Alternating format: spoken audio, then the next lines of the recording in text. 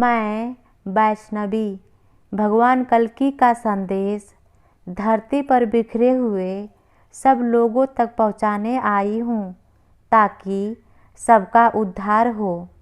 इसलिए मेरे उपदेश को ध्यान से सुनिए और इसको अमल कीजिए। हे मनुष्य, मैं माँ हूँ, वैष्णवी माँ। मुझको लोग वैष्णवी माता कहकर पुकारते हैं। मुझको बनाने वाले ने मुझे अपने चरणों से छूकर इतना पवित्र कर दिया कि देवता भी मेरी धूल को माथे पर तिलक लगाकर स्वयं को धन्य समझते हैं। आज मैं उसकी कथा सुनाने तुम्हारे निकट आई हूँ जिसने मुझे बनाया है, जिसने मुझे मनुष्य के पास भेजा है, जिसने मेरे आंचल की छाँव को मनुष्य को रहने का सर्वश्रेष्ठ स्थान बनाया है, जिसने सूर्य, चांद और सितारों को आसमान में बांध रखा है, जिसने मेरे बाहों में फैले हुए समुद्र को किनारों में रोक रखा है ताकि मुझे भी और मनुष्यों को भी अपनी सीमाओं का आभास रहे, किंतु वे स्वयं अतीत हैं, अनंत हैं, जो जन्मदाता भी हैं और पालनकर्ता भी। हाँ, मैं तुम्हें उसकी कथा सुनाने आई हूँ जो अपने भक्त प्रहलाद की रक्षा करने के लिए नरसिंह बनकर आया, जो राक्षसी संस्कृति का नाश करने के लिए राम बनकर जन्मा और जो कंस का अत्याचार मिटाने के लिए कृष्ण के रूप में अवतरित हुआ, जो मेरा आराध्य है, तुम्हारा आराध्य है, हम सबका आराध्य हैं। वह पैलौठा हैं, वह आदि पुरुष हैं, वह आदि श्री हैं, वह ईश्वर पुत्र हैं, वह पुण्य ब्रह्म का प्रतिबिंब है, वह नारायण है।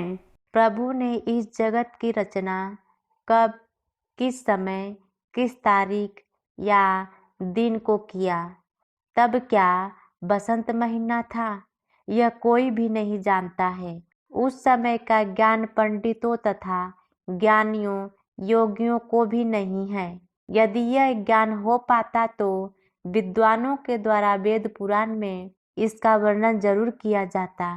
काजी, मुल्ला, पुरोहित, पुजारी, किसी को यह नहीं मालूम है।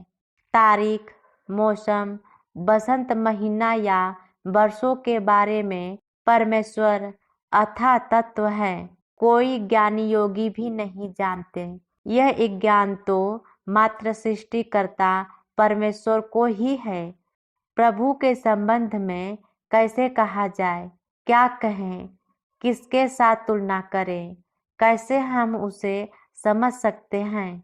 आदि श्री अरुण यह कहते हैं कि परमात्मा के बारे में सब कोई कुछ न कुछ कहते हैं, पर वास्तव में उसे कोई नहीं जानता, वह अज्ञ है।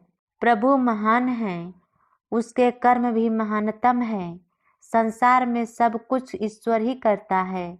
जो व्यक्ति अपने को कुछ भी करने वाला समझता है, असल में वह कुछ भी नहीं करता है। वह कभी भी परमात्मा की तरफ नहीं जा सकता, वह अहंकारी है। ईश्वर के रचना संसार के रहस्य को खोजने वाले थक गए, पर कोई आदमी इसके आदि अंत को नहीं जान सका। वेद का भी यही मत है।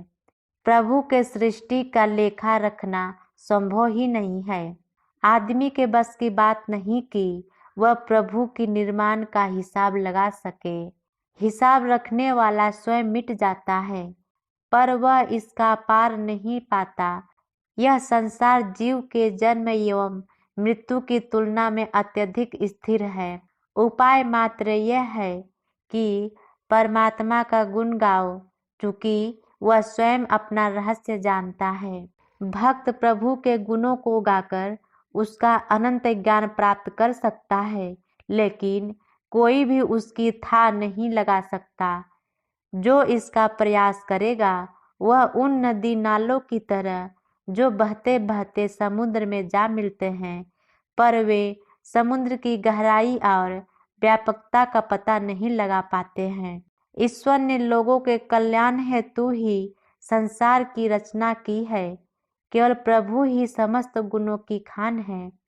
व्यक्ति में कोई गुण नहीं है। इसी कारण गुणविहीन व्यक्ति के लिए प्रभु की भक्ति पाना सुलभ नहीं है। जो आदमी ईश्वर का नाम रूप सुनना, जपना, मनन करना या हृदय में धारण करने का अभ्यास करता है, वही प्रभु का सच्चा ज्ञान प्राप्त कर सकता है। वही आदमी आंतरिक हृदय में लीन होकर प्रभु के तीर्थ में स्नान करके शुद्ध एवं निर्मल हो पाते हैं।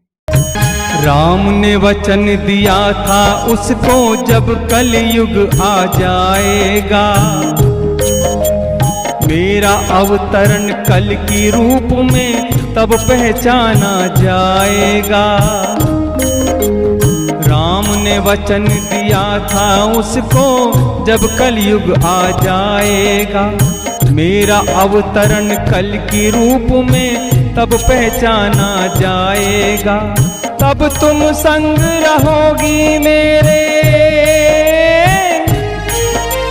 तब तुम संग रहोगी मेरे, बन के प्राणाधार। कब आएंगे श्री कल की, कर दुष्टों का संहार।